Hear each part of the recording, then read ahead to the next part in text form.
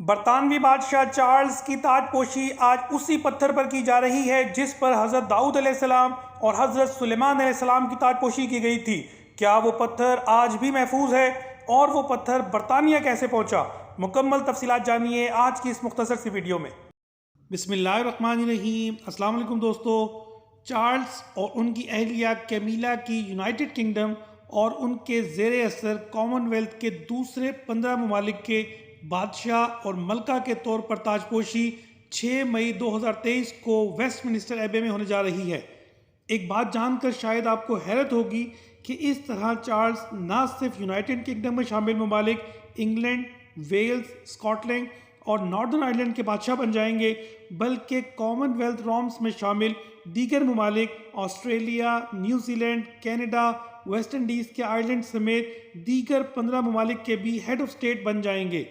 ویسے تو چارلز 8 ستمبر 2022 کو اپنی والدہ ملکہ الزبتھ II کی وفات کے بعد تخت کو قبول کر چکے ہیں، لیکن تاج پوشی کی باقاعدہ رسم اب منعقد ہونے جا رہی ہے۔ چارلز اور کیمیلا کی تاج پوشی کی رسم برطانوی بادشاہت میں 21ویں صدی میں ہونے والی پہلی تاج پوشی کی رسم ہوگی اور ویسٹ منسٹر ایبے میں 25 دسمبر 1066 سے اب تک ہونے والی یہ 40ویں رسم تاج پوشی ہے۔ آخری بار 70 سال پہلے 1953 میں ملکہ الزبتھ II کی تاج پوشی کی رسم کی گئی تھی۔ یہاں پر انتہائی حیران کن اور اہم بات یہ ہے کہ چارلز کی تاج پوشی کی رسم اسی تخت پر بٹھا کر کی جائے گی جس پر حضرت داؤد علیہ السلام اور حضرت سلیمان علیہ السلام کی تاج پوشی کی گئی تھی۔ آپ یہ سوچ کر حیران ہو رہے ہوں گے کہ حضرت داؤد علیہ السلام اور حضرت سلیمان علیہ السلام کا تخت برطانیہ کیسے پہنچ گیا۔ میرے لیے بھی یہ انتہائی حیران کن تھا، لیکن یہ سب جاننے کے لیے ہمیں اس کا پس منظر جاننا ضروری ہے۔ اگر ہم تاریخ کا مطالعہ کریں تو ہمیں پتہ چلتا ہے کہ اس کے تانے بانے یہودیوں سے یعنی اسرائیل سے ملتے ہیں۔ 1897 میں یہودیوں نے دنیا کو ایک نقشہ دیا جس میں ایک سانپ دکھایا گیا ہے جس نے کافی بڑے ایریے کو گھیرا ہوا ہے۔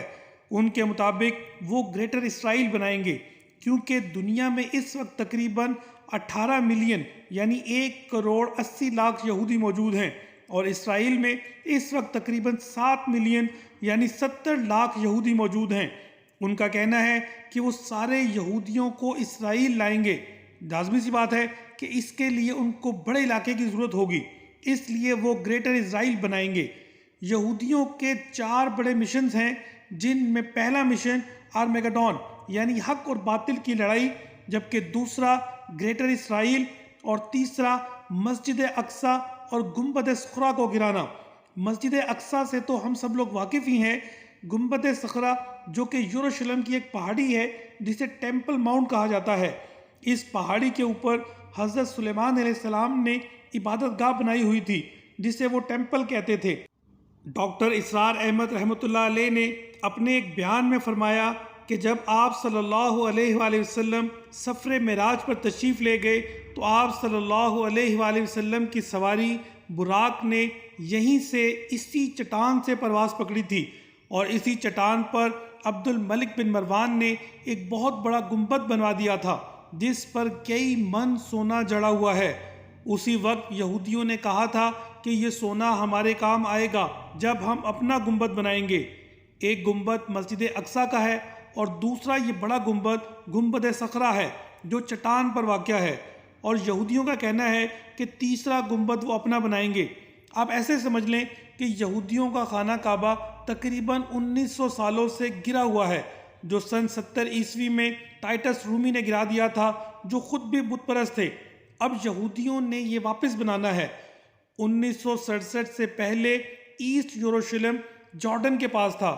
1967 کی جنگ میں اسرائیل نے یہ جارڈن سے جیت لیا اور اب انہوں نے اس ٹیمپل کو گرانا ہے اور اپنا تیسرا ٹیمپل بنانا ہے۔ یعنی یہودیوں کے 4 بڑے مشنز میں سے پہلا مشن آرمیگڈون، دوسرا گریٹر اسرائیل، تیسرا مسجد اقصی اور گنبد صخرہ کو گرانا اور اپنا تیسرا گنبد بنانا، اور چوتھا جو ہمارا آج ٹاپک سے ریلیٹڈ ہے تھارن آف ڈیوڈ کو یہاں لا کر رکھیں گے۔ تھارن آف ڈیوڈ یعنی داؤد علیہ السلام کا تخت، یہ ایک پتھر تھا جس پر بٹھا کر حضرت داؤد علیہ السلام کی تاج پوشی کی گئی، اسی پتھر پر بٹھا کر حضرت سلیمان علیہ السلام کی تاج پوشی بھی کی گئی تھی۔ پھر جب حضرت سلیمان علیہ السلام نے اس چٹان پر عبادت گاہ بنائی تو اس پتھر کو بھی وہاں لا کر رکھ دیا گیا۔ پھر ہر اسرائیلی بادشاہ کی تاج پوشی اسی پتھر پر بٹھا کر کی جاتی رہی۔ جب 70 عیسوی میں ٹائٹس رومی نے ان کے ٹیمپل کو گرا دیا تو وہ پتھر اپنے ساتھ روم لے گیا۔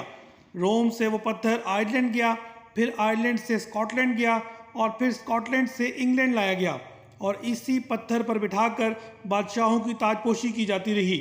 بعد ازاں اس پتھر کو کرسی میں نصب کر دیا گیا اور اسے کرونیشن چیئر کا نام دیا گیا، اور آج اسی چیئر پر چارلز کی تاج پوشی کی جا رہی ہے۔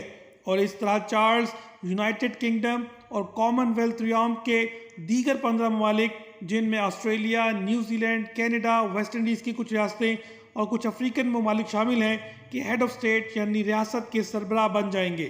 اس پتھر کو یہاں سے لے جانا اور ٹیمپل ماؤنٹ پر نصب کرنا یہودیوں کا چوتھا مشن ہے۔ یہ تھارن آف ڈیوڈ کی مختصر سی تاریخ ہے۔ That's all from the video and تک دیکھنے کا بہت شکریہ۔ نیکسٹ ویڈیو میں انشاءاللہ کسی نئے ٹاپک کے ساتھ آپ سے ملاقات ہوگی۔ اس وقت تک کے لیے اللہ حافظ۔